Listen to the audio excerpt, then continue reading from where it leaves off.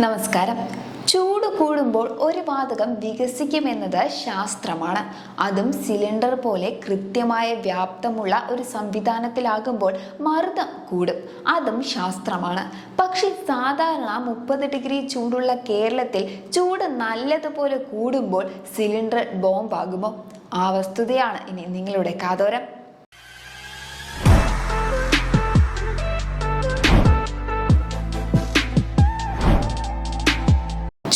കൂടുമ്പോൾ വീട്ടിലെ LPG cylinder പൊട്ടിത്തെറിക്കുമോ?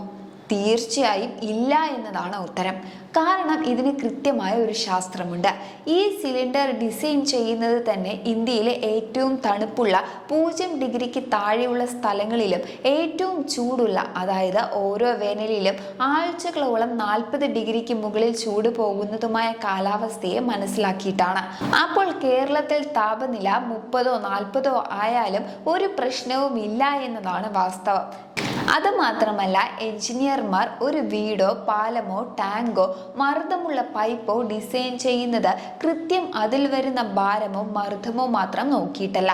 സാധാരണ നമ്മൾ ഉപയോഗിക്കാൻ ഉദ്ദേശിക്കുന്നതിൻ്റെ 200ഓ 300ഓ% ഭാരമോ മർദ്ദമോ വന്നാലും അതിനെ പ്രതിരോധിക്കാനുള്ള ശക്തിയുമായിട്ടാണ്.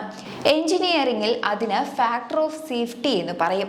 നമ്മുടെ കേരളത്തിലെ കോൺട്രാക്ടർമാർ കമ്പനിയിലും സിമെന്റിലും അത്യാവശ്യം തട്ടിപ്പൊക്കെ കാണിച്ചിട്ടും നമ്മുടെ പാലങ്ങൾ കുലുങ്ങാതെ നിൽക്കുന്നത് ഈ ഫാക്ടർ ഓഫ് സേഫ്റ്റി മുൻകൂർ ഇട്ടത് കൊണ്ടാണ്. അതിനു വേണ്ടിയിട്ടല്ല ഇത് ചെയ്യുന്നത് എങ്കിൽ പോലും ചൂടുകാലം സൂര്യാഘാതം തടയുന്നത് മുതൽ കാട്ടുതീ തടയുന്നത് വരെ പല കാര്യങ്ങളിലും ശ്രദ്ധ കൊടുക്കേണ്ട ഒന്നാണ്.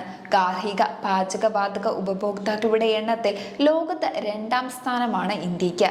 നിലവിൽ ഇന്ത്യയിൽ ഏകദേശം 20 കോടി പാചകവാതക ഉപഭോക്താക്കളുണ്ട്. ദ്രവീകൃത പെട്രോളിയം വാതകമാണ്, അതായത് LPG ആണ് ഇന്ത്യയിൽ മുഖ്യമായും പാചകാവശ്യത്തിന് ഉപയോഗിക്കുന്ന ഇന്ധനം. ഉരുക്ക് സിലിണ്ടറുകളിലാണ് ഇന്ത്യയിൽ പാചകവാതകം വിതരണം ചെയ്യുന്നത്. ഗാർഹിക ആവശ്യങ്ങൾക്ക് 14.2 കിലോഗ്രാമും വ്യാവസായിക ആവശ്യങ്ങൾക്ക് 19 കിലോഗ്രാമുമാണ് വിതരണം ചെയ്തു വരുന്നത്. ഇന്ത്യയിൽ ദിനംപ്രതി 54 പേർ അഗ്നിബാധ മൂലം മരണപ്പെടുന്നുണ്ട്. അതിൽ 6-1 പാചകവാതക സിലിണ്ടറുമായി ബന്ധപ്പെട്ടുണ്ടാകുന്ന അപകടങ്ങൾ കാരണമാണ്.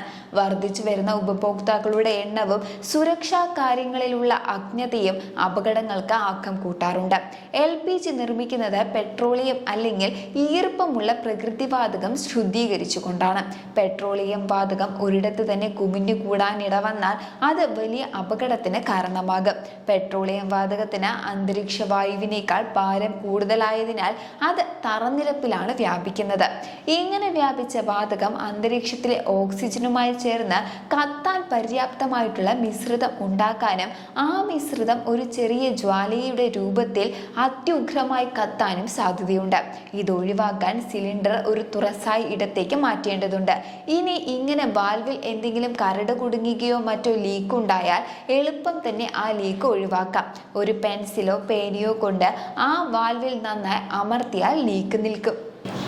ഇതോടുകൂടെ ഇന്നത്തെ അധ്യായം ഇവിടെ പൂർണ്ണമാകുകയാണ്. ഇതുപോലുള്ള കൂടുതൽ വസ്തുതകളും അടുത്ത അധ്യായത്തിൽ നമുക്ക് വീണ്ടും കണ്ടുമുട്ടാം.